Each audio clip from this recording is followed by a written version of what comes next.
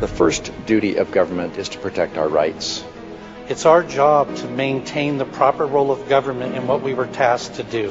If you really want to doge, this is how you doge. You don't vote for bad legislation that expands government. Thank you. Now we're talking about taxpayer money, and we're talking about accountability. It is their money. This isn't a government program we're actually spending on. We're actually giving it back to the people of Idaho. There's other options for making our ballots more secure, such as using watermarks or putting holograms on the ballots. And I think that that's what we need to look at more, is trying to get back to what we used to be, where our churches and our families took care of each other instead of relying on the state. I asked the question rhetorically, if we gave them another $1 billion, they wouldn't be happy. Well, we've given them $2 more billion, and it's not enough.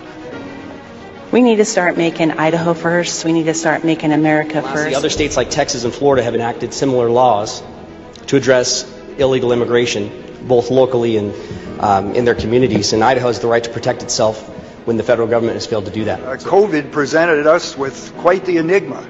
We didn't really know what it was or what to do, but that is no excuse to violate the rights of the citizens of the state of Idaho. I say vote no on this and let the teachers teach and quit bringing in coaches to teach the teachers to teach, and let's get education going again in Idaho.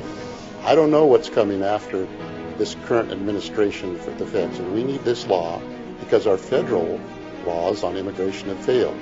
Mr. President, I think it's incumbent upon us to allow parents to use their hard-earned dollars to provide what's best for their children. If I was looking at a business and I was looking at these figures, there would be heads rolling because this is unsustainable. My concern is that the resilience of Idahoans who believe in self-reliance and self-responsibility will be eroded. We need to be protecting our First Amendment rights, not inventing ways to slowly chip away at them. The First Amendment and our freedom of religion, freedom of speech are our first liberties. They are so important. We don't have to rest without them. Yeah, watch it. Come on, guys.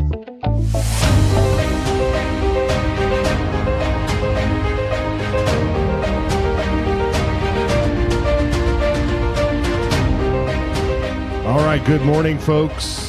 Good morning. It is March 11, 2026. Idaho Signal is back on the air.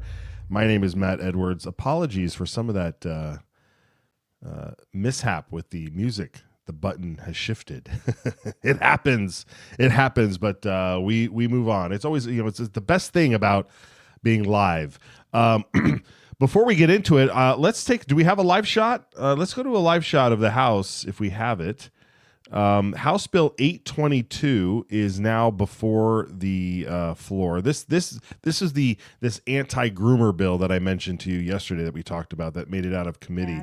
It will make sure that parents are notified whether or not a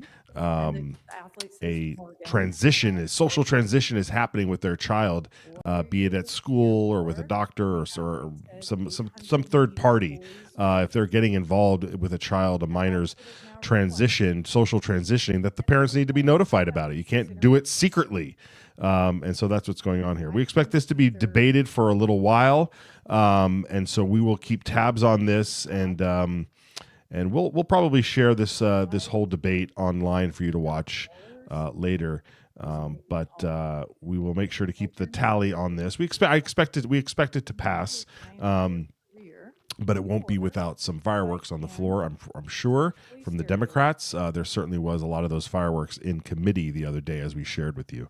So we'll definitely keep tabs on that for you. Okay, well, look, folks, we have to get into this. We have to keep getting into this stuff. We're going to do a bit of a highlighting today on some of the most disheartening pushback coming from people we'd expect to be allies on certain issues.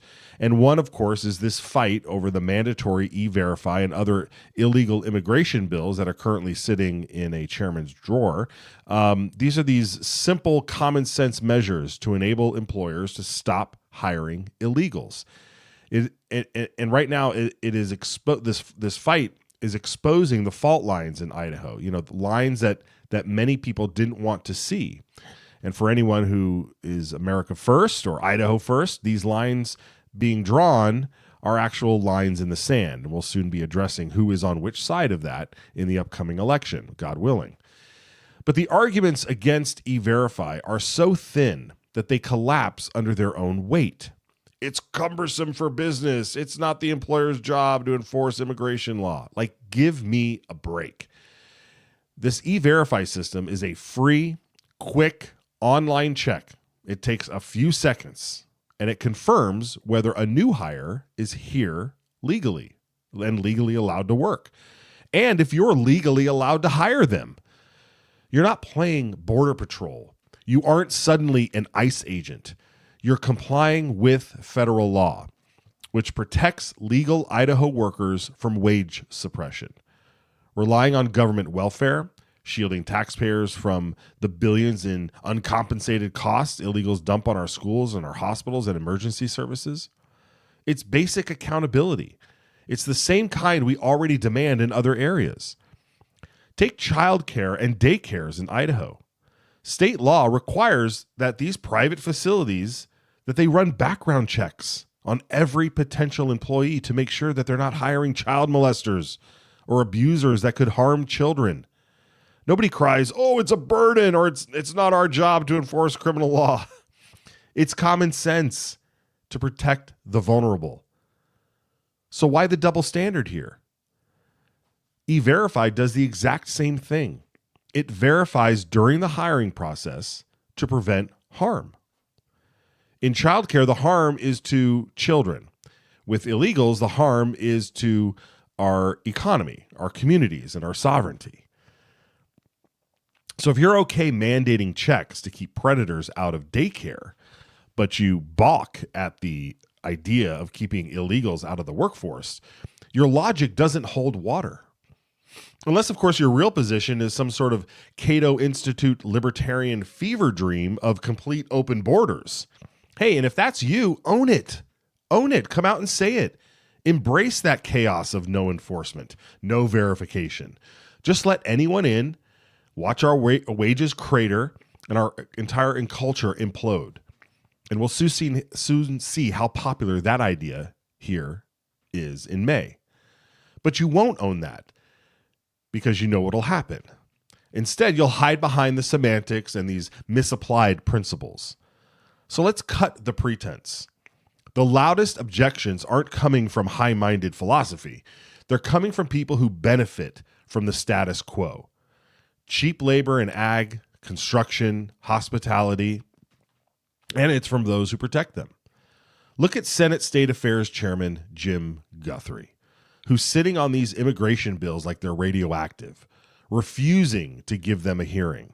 He and his circle keep insisting, "Oh, they don't hire illegals. Oh, I cross our heart, we don't hire illegals. What are you talking about?" But at the same time, they're fighting every tool that would actually expose and remove illegals. They claim it would devastate the workforce and collapse Idaho's economy. It's absurd. If you're clean, why the panic? This isn't principle. It's self-interest, power, relationships, and the prosperity that flows from under-the-table labor. As chairman, Guthrie holds more veto power than the governor. Do you realize that? Governor Little can veto a bill, but the House and Senate can override him if they've got enough votes. Guthrie, he just buries it in his drawer, disrespecting the other chamber, his colleagues, and the conservatives who sent them there expecting action. It's arrogant, it's obstructive, and it's a slap in the face to every Idahoan who wants secure borders and a fair competition for legal workers. This kind of gatekeeping has to end. Chairman Guthrie needs to be replaced. And to Senate Leader pro tempore Kelly Anthon, it's time to stop acting like a cautious establishment figure, married to procedural tradition, and just start acting like a fighter. Instead of modeling your Senate leadership after John Thune and Mitch McConnell, how about a little more Stephen Miller or one Donald J. Trump instead. It's time to tell Guthrie, you're fired. Strip him of his committee. He's not going to be there next session after losing his upcoming primary, right? So you might as well just screen test a few senators now for that position. The people didn't build this conservative majority so you could let one man veto popular reforms from an ivory tower. Remember, the only reason that you're in Senate leadership, the only reason you're in the position you're in now, is because the last pro temp, Chuck Winder, he stripped two conservative rock stars of their vice chairmanships because of social media posts. And after that, 16-year incumbent Winder lost his reelection by 5 points. So don't think that that can't happen in your district. So are you more outraged by mean tweets than the illegal immigration crisis happening in our state? Which is it? Well, folks, right now, the CIA PAC is putting boots on the ground for election season. Okay? Our knockers are already chipping away at the 100,000 door promise for 2026 across the state. This is real grassroots. It's door-to-door conversations with voters. And if you want to help amplify that effort and make sure conservatives who actually fight get backed, then head on over to CAIPAC2026.com and get involved. This is the long haul. We didn't get here overnight, and we won't fix it in one glorious day. But with coalitions holding strong, we're in a mightier position than ever. And yet, even in our own ranks, there are moments that sting. There's trusted voices who are supposed to be champions for our priorities. They're suddenly going quiet. Bills that should be moving are just sort of sitting there, gathering dust. After all the work to build up the numbers, to secure leadership spots and chairmanships, that kind of hesitation, or worse, double-crossing, it hits hard. We conservatives, we tend to lead with our ideology, right? We meet somebody who shares our values of honor and integrity, loyalty, patriotism, and we initially trust each other, like instantly. I think it's one of our biggest faults, though, that naivete born from assuming that everyone's principled just as much as we are. But humans are fallen. So the veils lift, and suddenly you see self-interest peeking through. It's a humbling moment, a reminder that even in our own ranks, that power can corrupt. Which brings me to the bigger picture. I used to say that there are two types of legislators in Idaho. Those who get elected and suddenly think that they work for the governor or the bloated agencies, right? They bend over backwards to protect the bureaucracy. But then there are those who remember that who they really work for. You, the people. And they go there to defend our rights against government overreach. But there is also a third, and perhaps it's a mix of those two. It's the stockbrokers of the Capitol, trading bills like they're playing Wall Street. They'll horse trade a vote here for a favor there, cashing out with the highest return so they can trot back home and crow in their district to get reelected. It's very much Wolf of Wall Street attitude, the types. So it's not really about principle. It's about portfolio building. I'll back your medical freedom bill if you kill my opponent's union bill. Sound familiar? It's how the sewer operates in D.C., and it's no different here in Boise. These aren't guardians of liberty. They're day traders in policy, prioritizing re-election swag over real change. Hey, McFly, we didn't elect you to play games. We elected you to fight for America first, for Idaho first, to secure borders, protect the kids, efficient government, and truth over expediency. These arguments against E-Verify and these immigration bills, they are a smokescreen for preserving the broken system. Mandatory verification isn't a burden. It's a safeguard. Just like those child care background checks. It protects legal workers, saves taxpayers, and upholds the law. If you're against it, own your open borders stance. Or admit that you're protecting special interests. Chairman Guthrie, the clock's ticking. Conservatives are building a majority, and your time is going to come. And that should be a warning to everyone inside 700 West Jefferson.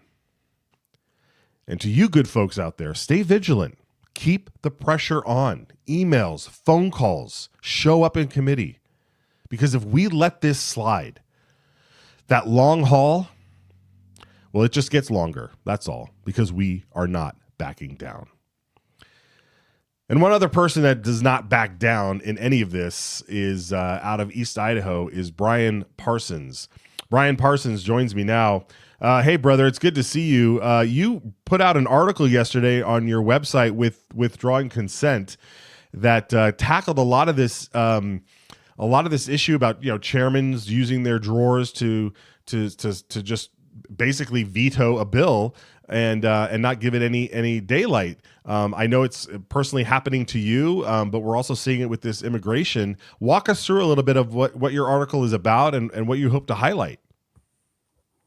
Yeah. So can you hear me? Yeah, go ahead. Yeah. All right, great. So, yeah, it was just complaining, about Guthrie holding the 4 immigration bills that have been sent his way, obviously intentionally. We have a candidate here in Dave Worley, and David's he's a good guy, and I like his chances. This is always a fairly close district. It's probably split fairly evenly. That you got a good bit of Chubbuck, which is North Pocatello, in there, in addition to a lot of farmland. So there's good ideological split in District 28, and I think Worley has a good chance. But yeah, there's a lot of frustration. People are doing the hard work. They're writing bills. They're getting them sent up the ladder. They're getting them, passed through committee, passed in the House, and then they get to the Senate, and the counterparts in the Senate just kind of assume that they can bury it there and nobody's going to notice. I guess they can run out the clock. Our challenge, a bill that we've been trying to get through, is a little bit different because we can't get a print hearing at all. They've been just kind of passing the buck, saying, "Hey, go find the funding," and then you find the funding, and they say, "Well, we won't allocate funding unless you got a bill moving." So it's just circular garbage. It's the same old good old boy stuff, and it's really the antithesis of representative government. And so it's very frustrating. I certainly feel for those people who did the effort to get those bills written and passed through the House, and now they just go into someone's drawer. I will say, yeah, I dug in a little bit yesterday, and I was trying to figure out, okay, how much ag is actually supporting Guthrie, because we see, what we see in Pocatello, we don't see near as much ag as you find in Franklin or Power County or Oneida, some of the outlying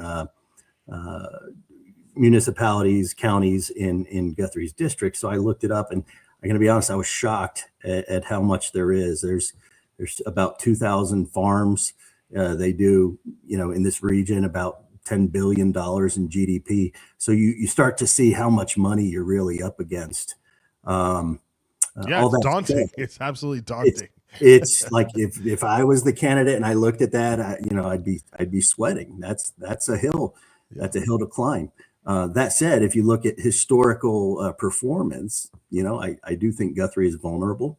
I think if he was smart, he would sit down and talk to folks, and at least give stuff a hearing.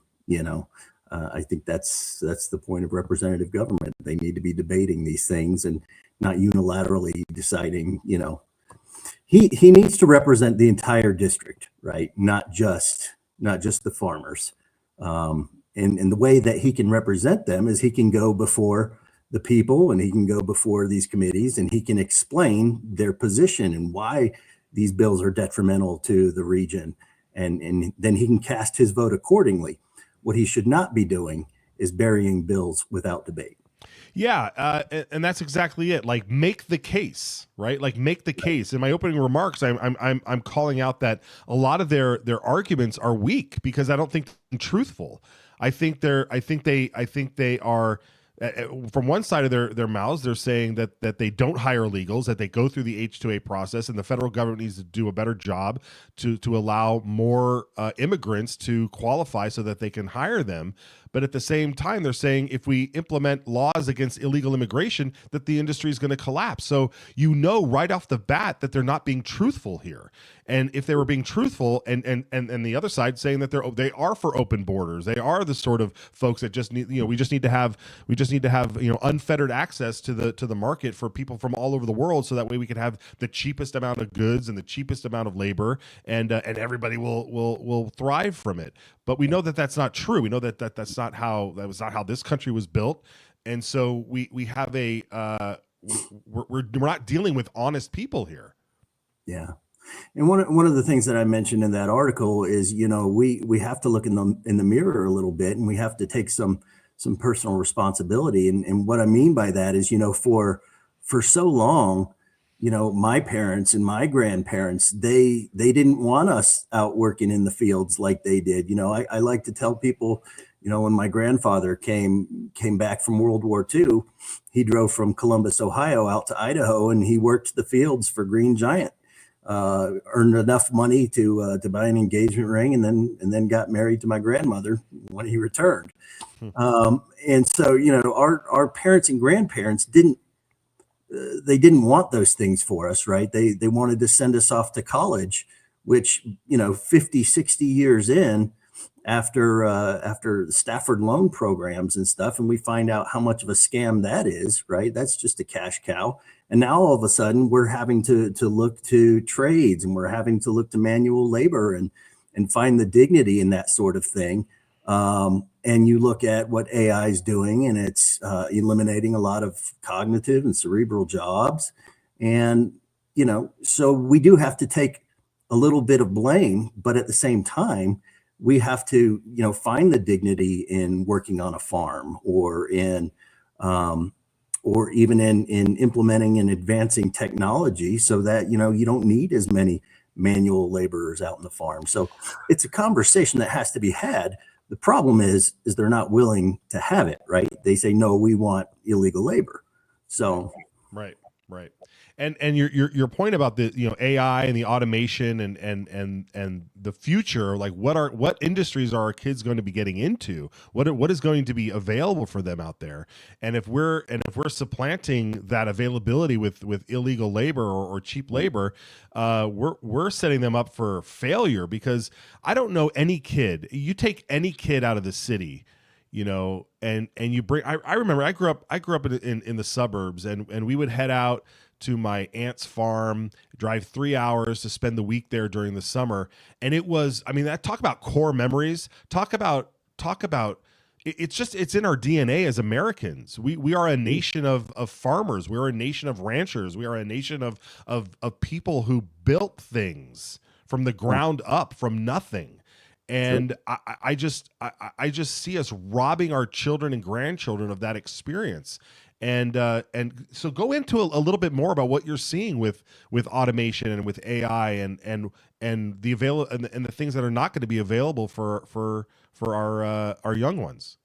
Yeah, sure. So my background is in advertising. I've worked for 15 years for agencies, and I've worked for myself. And it's interesting, because so I went from yellow page advertising, right? So I saw like the lowest of the low, to online and digital advertising, and I saw the impact that had, especially for small businesses.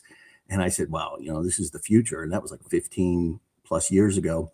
And so I shifted in that direction, and that's been where my experience is. And when you needed to run ad campaigns, everything was done by like an ad analyst, almost like a day trader who sat and every time you see an ad online, it's an auction format, right? It's people actively bidding for that spot. Well, then it became, machine learning, and the machine started doing that part. So that job goes away, but you still needed salespeople, right? So you needed people in local communities to connect Silicon Valley with Chubbuck, Idaho, right? And so you had a sales force. Well, then they invented this product, this Maps product, right? And you could just go you could just go sign up. You probably get spam calls all the time. Your Google business listing has not been cleaned, blah, blah, blah. Right. Well, so they figured out, right? They could get people to connect themselves to Google. Now, all of a sudden, you didn't need local sales communities. You just created a free, immediate pipeline to Silicon Valley. And so now the sales part is eliminated. So, and the other aspect that I've done is a lot of front end web development, and now a lot of that's going away. I mean, I went into to AI a couple of weeks ago, and I said, build me a website. Here's what I want it to be called. Here's what I want it to do. And instantly, like within 30 seconds, it built a website with the functionality that I wanted, and it still could, it needed to be cleaned up, but it was like the work that it did in 30 seconds would have taken me a week, just databases and backgrounds and images and all kinds of stuff. So, well, I certainly do know that mastering AI is also a job in and of itself that has a learning curve. But if you're somebody who's sitting there thinking, oh, well, then I'll be able to just maximize my client list by being able to create websites, 100 a day rather than the one a week. I don't know how realistic that is, considering the advancements of all of this. So yeah. Well, your ROI is going to be terrible if that's the case, right? If you're doing 100 websites a day, you're going to be doing it for like 99 cents. So, yeah, it's yep, that's very true. All right, well, Brian, you're also the vice chair, correct, of the Bannock County Central Committee for the Republican Party. What is when you see your elected officials, when you hear from your PCs, when you hear from party people on the ground about what folks like Senator Guthrie are doing, what is the sentiment? Is there anything that you guys try to pay attention to, or try to enforce, or try to get in touch with Guthrie and figure out who is he really representing? Because he's a Republican. Yeah, for sure. It's interesting. You were talking about like bill trading and stuff. Oh, you support mine, I'll support yours. Well, I've tried it, right? I've tried reaching out to these people and saying, hey, listen, I'll help you out, but I need you to listen to me. And to be completely honest, it just falls on deaf ears. You reach out to these folks, they don't really represent you. We see these people at local swap meets or just running around town, and you try to have a conversation with them, and it's always deflecting responsibility. So how much these people actually represent you, I don't know. I don't know. They might live in the community, but they're not necessarily of the community. That sort of thing. So.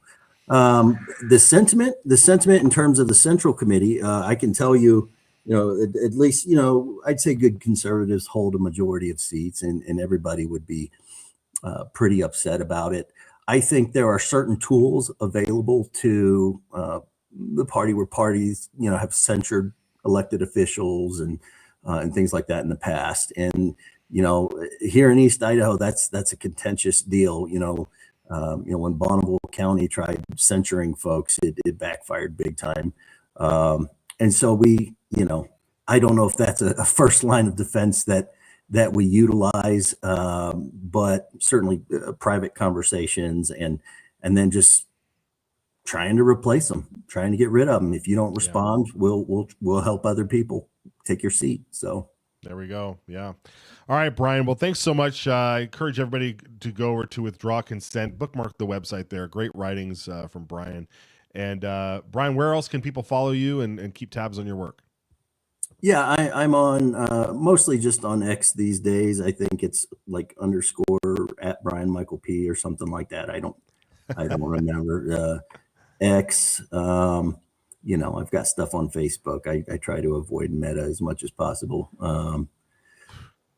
Outside of that, and I don't write as much these days, and that's just because there's other duties that take up the free time. So Yeah, I mean, I remember you were pretty prolific for a while there, and so when I saw your latest, I was excited. I was excited to see it out there. So it was great as always, and I encourage everybody to go over there and read it and share it far and wide. Get some good eyeballs on it. Thanks again, Brian, for joining. We'll check back in with you. All right, good talking to you. All right, take care. All right, excellent. It's good to see him out there in East Idaho. We need more East Idaho folks involved, and there's a lot of people out there involved right now, and they are definitely busy. That's the thing. He's busy working on the problem, not just complaining about it online, which is great to see. All right, folks, let's take a short break. When we come back, Brian Allman on the other side with something about budgets and the numbers and all that. I love it. We're going to dive into it. And so stay tuned. We'll be right back. It's our job to maintain the proper role of government and what we were tasked to do. Idaho's Republican governor signed the bill to reduce her income tax rate, but Jim Guthrie voted against it. Our governor signed the Idaho Medical Freedom Act, but Jim Guthrie voted against it. Our governor signed the school choice bill, but Jim Guthrie voted against it. Our governor signed bills ending taxpayer-funded soda and junk food, removing DEI from our universities, and outlawing pride flags being flown on government property. And Senator Jim Guthrie voted against all of it. Who does Jim Guthrie really represent? Because it certainly isn't you. Paid for by Citizens Alliance of Idaho. The dictionary defines a pledge as something that you give as a sign that you'll keep a promise. As Idahoans, that's what we're looking for in our elected leaders. A sign that they'll keep their word. Talk is cheap, and so are political promises, hidden agendas, and special interests. This is why we created the Citizens Alliance of Idaho Pledge, affirming the values Idahoans have been living by for over 100 years, inspired by the only two documents everyone has agreed to live by. So when an Idaho legislator signs our pledge, inviting voters to publicly hold them accountable, that's what we call political integrity. The pledge restores trust and honesty between voters and their legislators. It means protecting our shared values and ensuring your voice is heard in Boise. And that is priceless. Thank your legislator for having the political courage to sign the Citizens Alliance of Idaho Pledge. And if they haven't, it's time to ask why.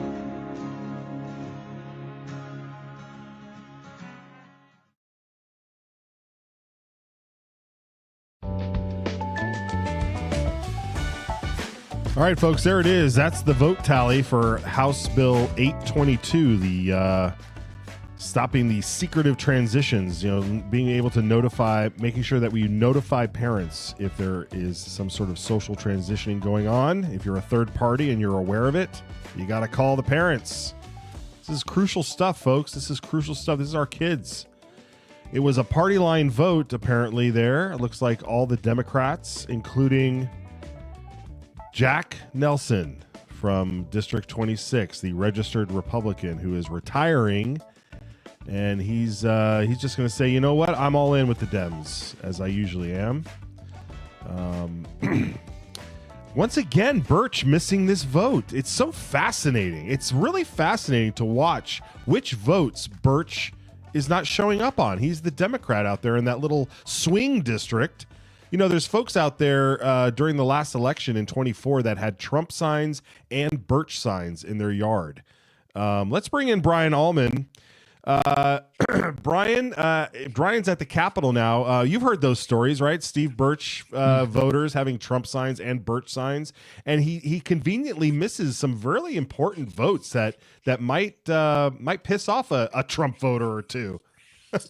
I actually did some canvassing last in 2024, and I met some Birch Trump voters. I don't quite understand it, but then again, I'm plugged into this world, and most people are just out there. And he's this nice guy who comes up and knocks on their door and says that he agrees with everything that they believe, and so they think, great, I'll put out a sign.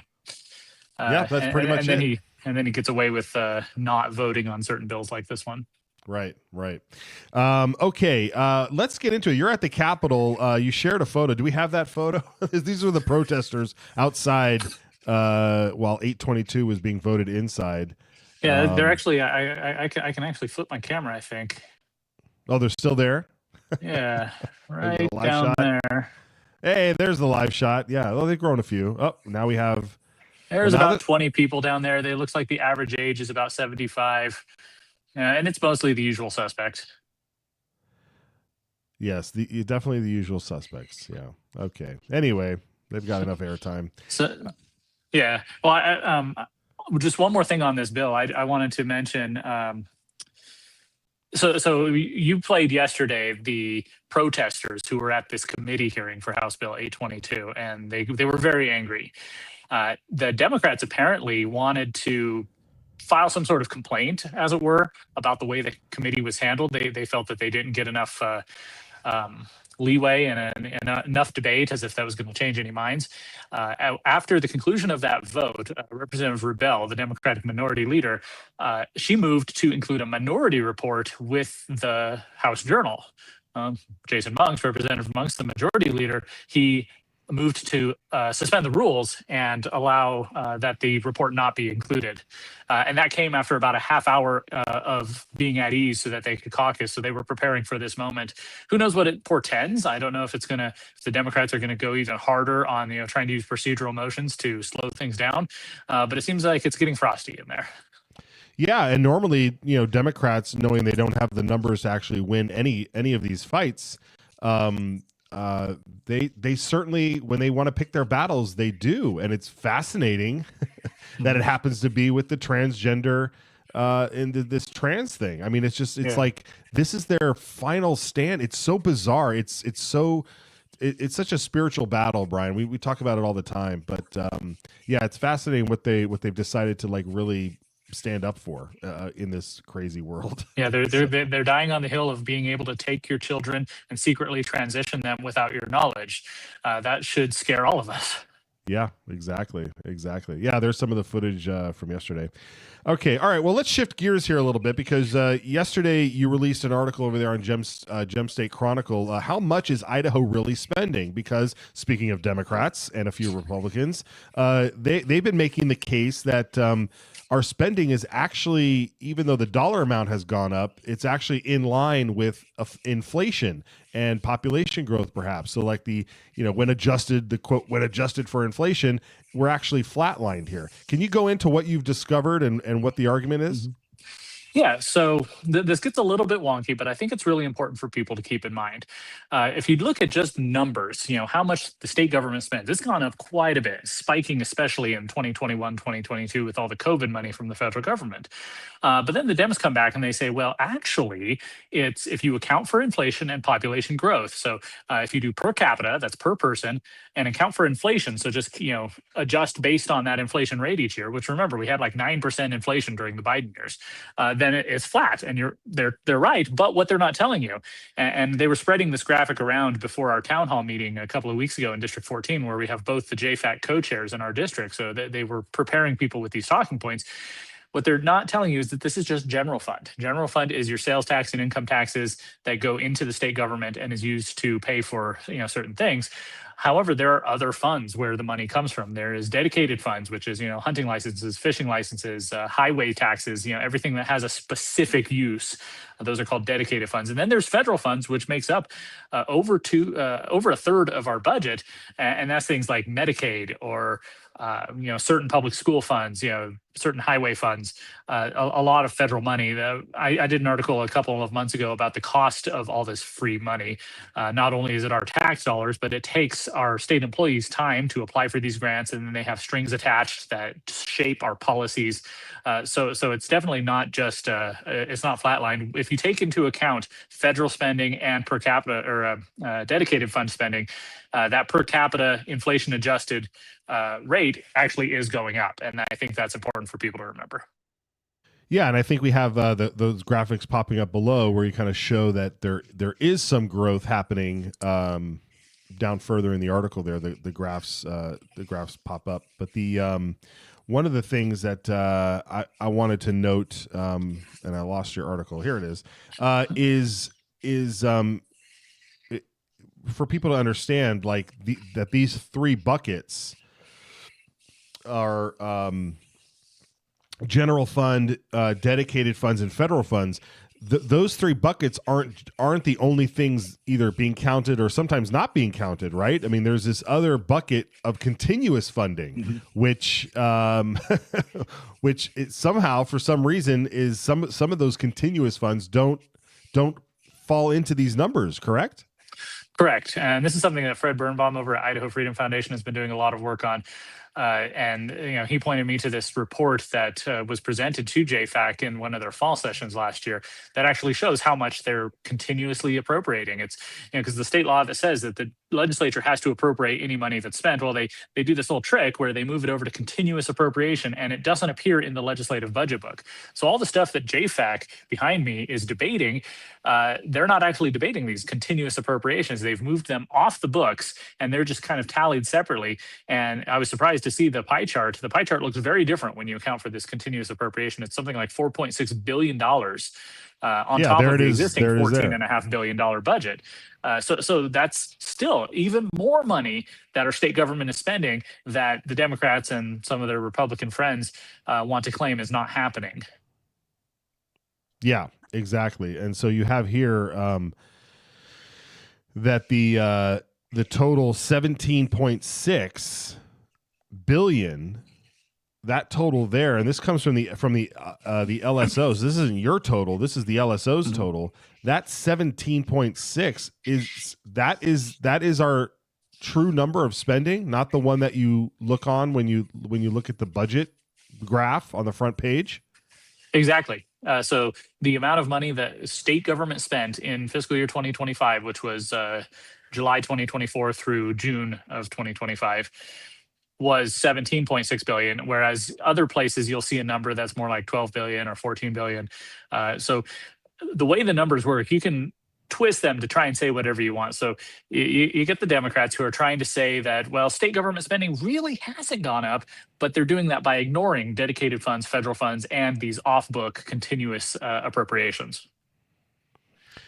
I don't get it, Brian. It's like when they do the unemployment number and they say, oh, the unemployment number is at 4%, but actual unemployment is more like 7, 8, 10%. Where the people that have left the job force, not people who are looking for jobs that are still out of work, but the people who've decided I'm no longer going to work anymore and just be on welfare and not even try to look. Like, that's the real unemployment number. So what you're saying is when we go to look at the front page of the budget, we go, that's our budget. Oh, it's up. It's at $15 billion or $13 billion.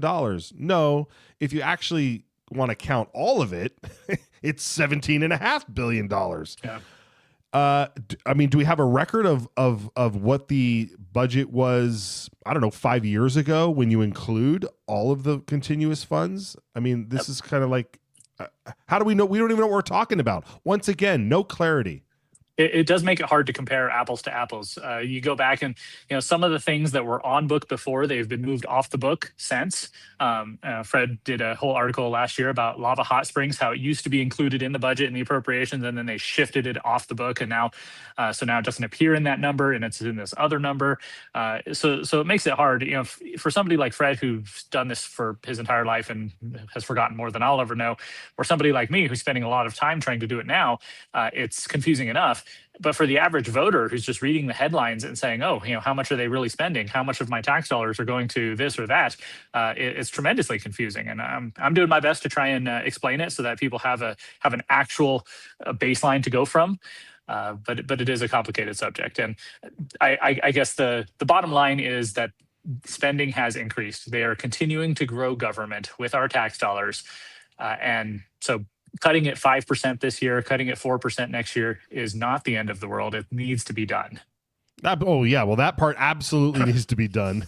But I would also contend this isn't rocket science to figure out that they have been leaving out the continuous funds portion of the pie as if it's just ongoing. It's our money. It's just, in fact, this is probably the money that we have to be concerned about the most because it's continuous.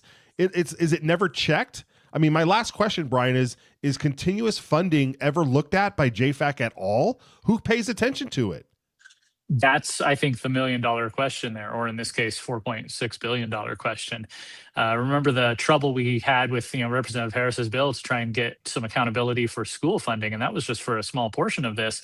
You look at that screen there, we've got $1.7 billion for capital fund projects. And I understand why they do it, because it's okay, we're going to spend all this money on this project that's going to take 10 years. Let's just not debate it every year. But then that takes it away from attention and oversight.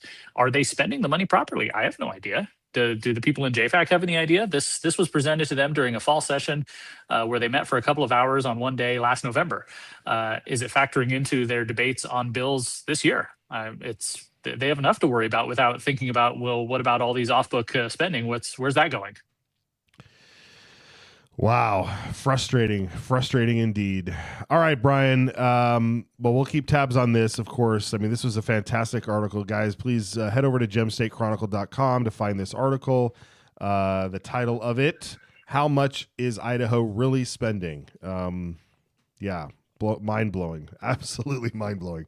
All right, what's on the rest for the rest of your day here, Brian? What are you working on? Well, the Sackett family, who won their case against the Supreme Court on property rights up in your neck of the woods, they're giving a presentation right now in the Lincoln Auditorium, so I'm going to head there and see what they have to say. Excellent. All right, well, if there's some good news, we'll hopefully hear it from you. Thanks again, brother. We'll see you next time. All right. Okay. All right, folks. Yeah, please. Really important to do that. Read this article. Go read the stuff that Fred Burbaum has put out about this too. It's over at the Idaho Freedom Foundation. This is the kind of stuff that, like, you think, oh, we're going to talk about budgets. It's going to be boring as hell, and like, how do we really know what's going on? But when it's clear as day like that, when you show, do we have the front page of the budget? What's that? When you go to the budget page. Maybe producers can find that, where it shows you, it just kind of shows you how the budget has been going up over the years. And if we have that, we'll show it to you at the end of the show. But first, we have to show this article. Let's show this other article first, guys, over at the Texas Public Policy Center. The Texas Public Policy Center is going to challenge the federal machine gun ban.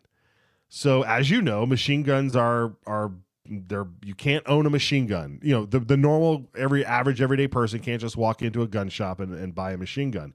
Of course, obviously, there's certain states and I think maybe only Nevada where you can try and get your hands on one if you have a special license and so forth. But all in all, across the country, there's what is a machine gun ban, and it's only been banned since I think the 80s, really. But Senator Josh Cole presented a bill recently and got it printed in our legislature.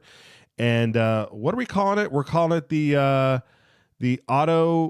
oh man, I forgot what I was going to call it. It was really good. What were we going to call it, guys? The automatic trigger bill. I don't know. I screwed it up. I'm sorry. Let's bring in Josh. Maybe he can help out. The fully automatic trigger law. There it is. Hey, Josh. Good to see you, Senator. All right. So this is Senate Bill 1349. And you're looking to just sort of ride the wave should this lawsuit be successful. Tell us about it. Yes, sir. 1349 is a machine gun trigger bill. And sometimes people get confused with the term trigger, but in statute, when we call something a trigger bill, that is setting up events in the future that would trigger legislation to go into effect. And what this bill does is prohibit government from regulating fully automatic weapons in the event that the federal ban is struck down. So obviously, looking forward to that event happening, and it's important that we set our policy up now while the emotions are not running hot. Because as we've seen with the pro-life issue over the years, the time to act is not as soon as the Supreme Court strikes down Roe v. Wade.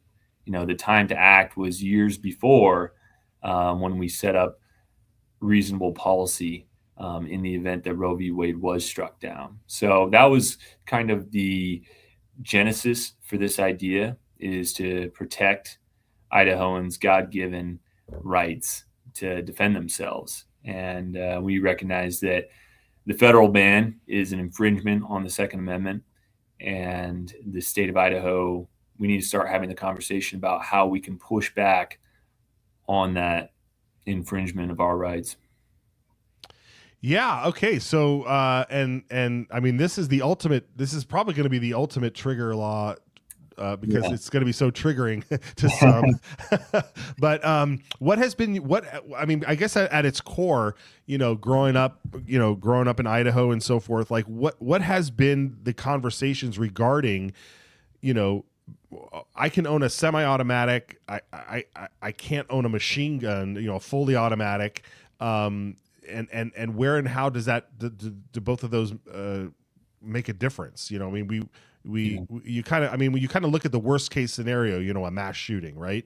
And and when you look at something like Las Vegas, where the guy apparently or whatever happened there was a lot of semi-automatic weapons that were found that did such a horrible event. So your mind automatically goes to the worst case scenario here, but in reality, what's the reason to even ban it? Well, it was banned based on fear. It was banned, and back in the 1920s and 30s, organized crime was the headline among all the mainstream media at the time.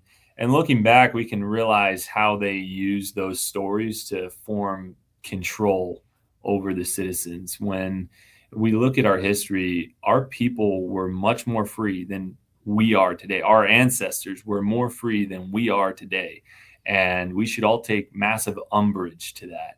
So it was banned in order to, under the guise of controlling organized crime. But look, the cartel has fully automatic weapons right now. Like, organized crime has fully automatic weapons as needed. All this has done is kneecap law-abiding citizens from protecting themselves and utilizing the Second Amendment as it was intended to be utilized by the Founding Fathers. The Revolutionary War, Matt, was started because the British marched on Concord. Why did they march on Concord? Because the militia there had a cannon, an actual field piece of artillery.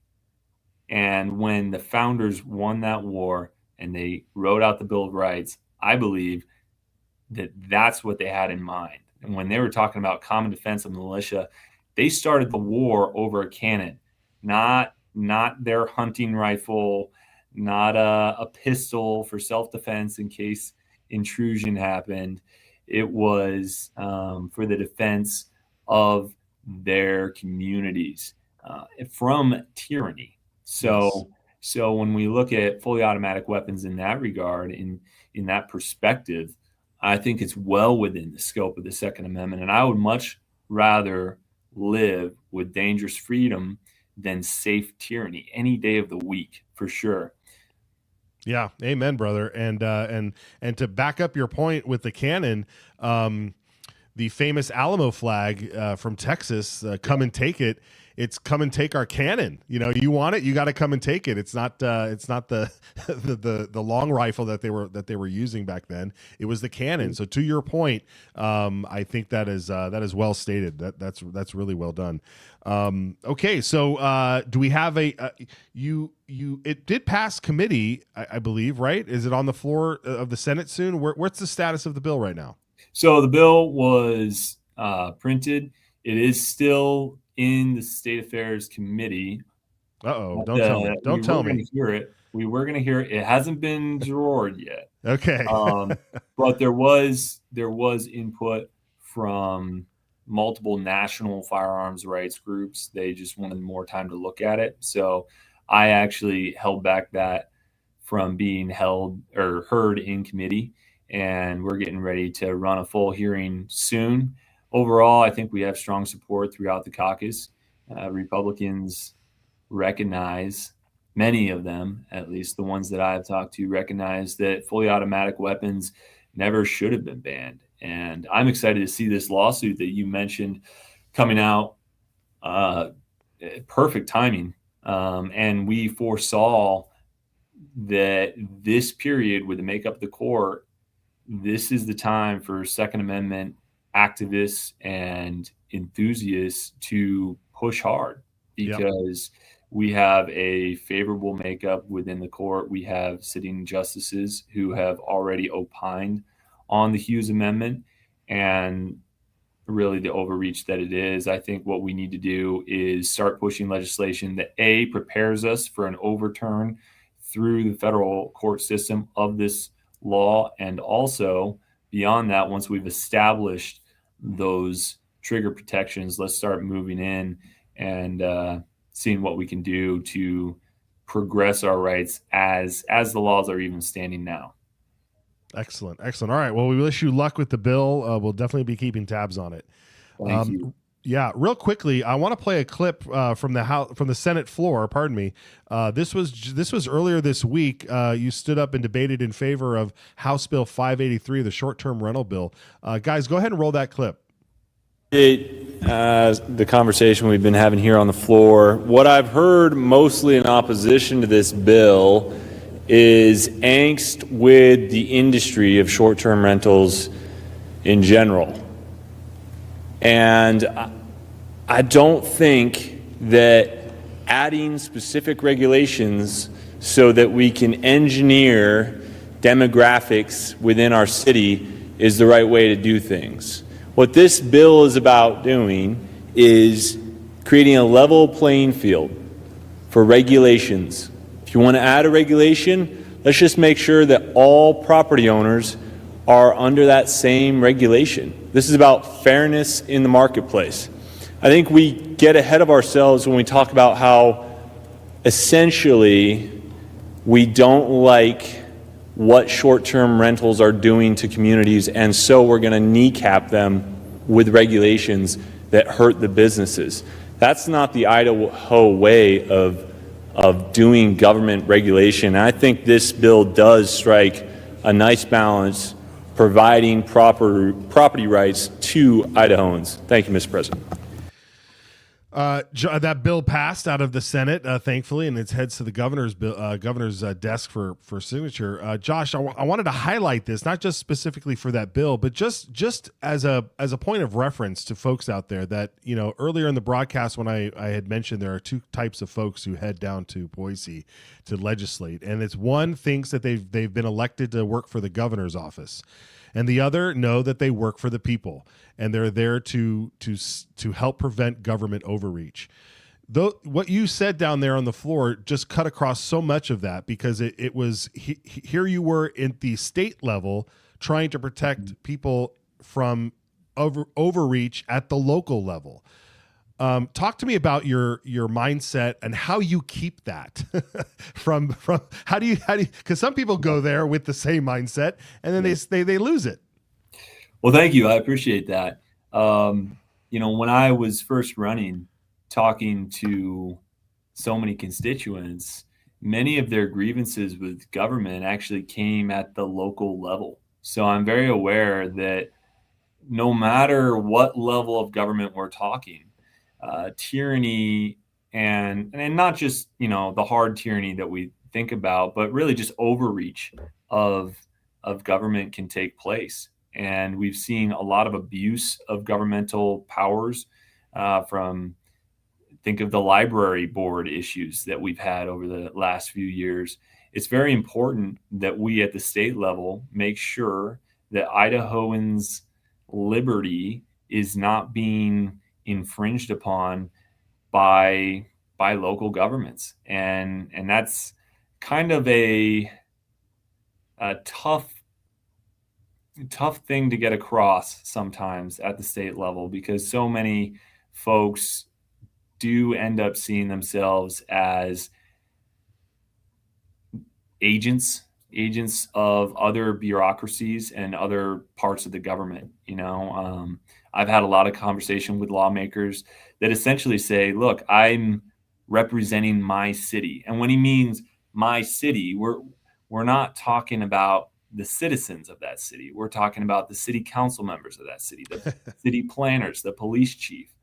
And my view is I'm happy to have input from all those folks. I think their input is very necessary to have. But at the end of the day, we work for the citizens at the state legislature. And it's so important that we have that separation of powers, that we're not just rubber stamping what city council members or city planners want us to do. That's not why we're here. And I have a ton of examples for you over the last year that I've been just a freshman senator. I've seen that go awry. I mean, look at the districting bill that I brought forward last year, and it seemed like every city council member in the state came out to testify against giving more representation to the citizens. We're talking about providing districts within city council elections. They hated that because many of them lived on the same street, right? So does that provide for a representative government? I would contend, Matt, I think we're seeing more and more of this, that local government is actually less representative of the people than the higher levels of government. And that's really sad to see. We see less interaction within all the local elections than we do for the national or the statewide elections.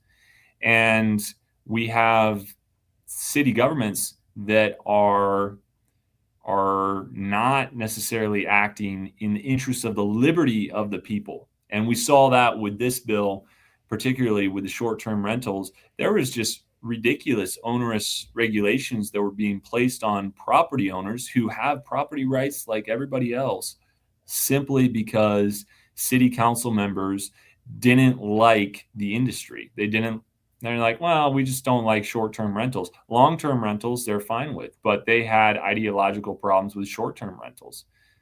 And they were willing to essentially start abridging people's property rights, setting maximum residency requirements, mandating entire sewer septic systems be replaced in a residential home, not because it makes sense with the engineering, but because it was a way to throttle that industry. And that was frustrating to me to see. Yes, and for many of us out there, you're fighting the good fight, Senator. I appreciate you coming on and taking the time to join with us. Where can people follow you and follow more of your work, especially the fully automatic trigger bill? Yeah, thank you. You can follow me on Facebook and also Twitter. Coal4Idaho is my handle. Coal4Idaho.com is my website. Excellent. All right, Senator. Well, thank you again for taking the time. We'll check back in with you. Thank you. Appreciate it. All right. Take care. All right, folks. We're at the tail end of the show here.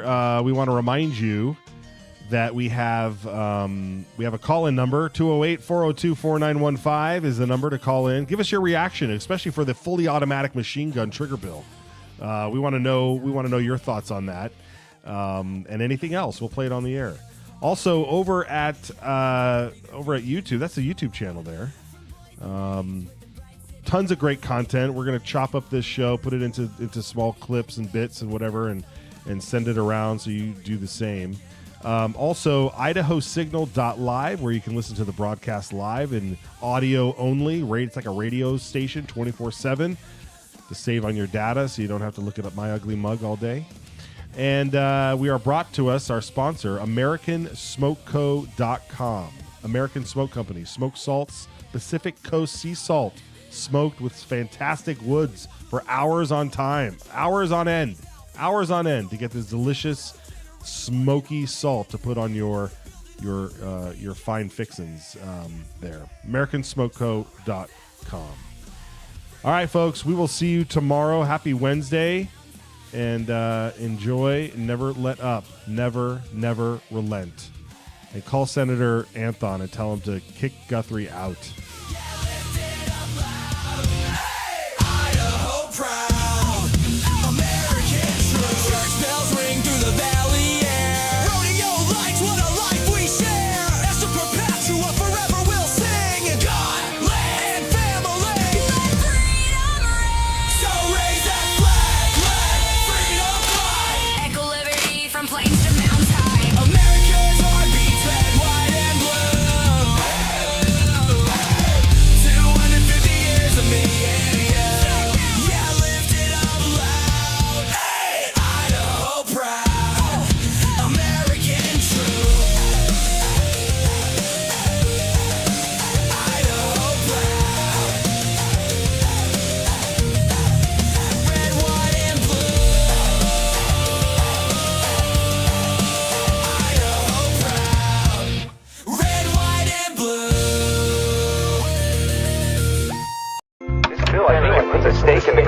we have a sovereign right to protect what's ours.